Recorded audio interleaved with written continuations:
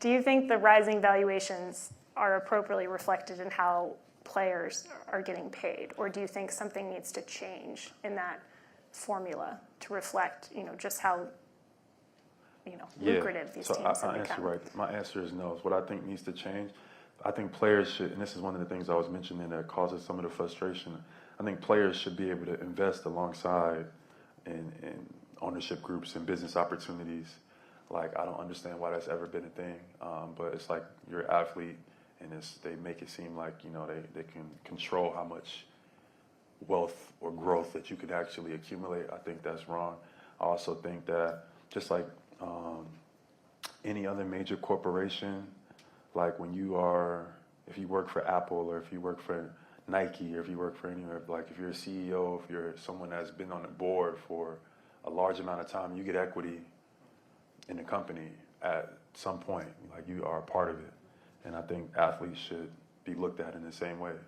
Like, you play for the Celtics for 20 years, like you should get a piece of equity because you helped accumulate the growth, and that's the part that gets lost in translation, is the growth from an organization, a growth from a company or a corporation, the sweat equity that you put in. You get compensated just like for doing your job, but you don't get compensated for the growth. And in major corporations and companies, you do, or at least some of the big ones, So that's something that, I would propose. I have proposed, but, we'll see. We got another CBA coming up. I mean, this is an idea that's gained a lot of traction recently in private equity, too. Pete Stavros at KKR has been a big proponent of this, that if you give rank-and-file employees, players, whatever it might be, equity, they'll care more about the success of the company. They'll be more invested in it. You said, it's something you proposed. Do you feel like it is gaining more traction among other players? Do you hear it talked about more among your colleagues? No. I think the NBA shuts it down any chance they get. I mean, when it comes down to it, it's all about leverage. And as players, we're still building our leverage, getting on the same page. So, even if it's the right idea, if it's the right thing to do, it won't matter to the NBA unless we all come onto the same page. They're not going to do it unless we tell them this is what we want.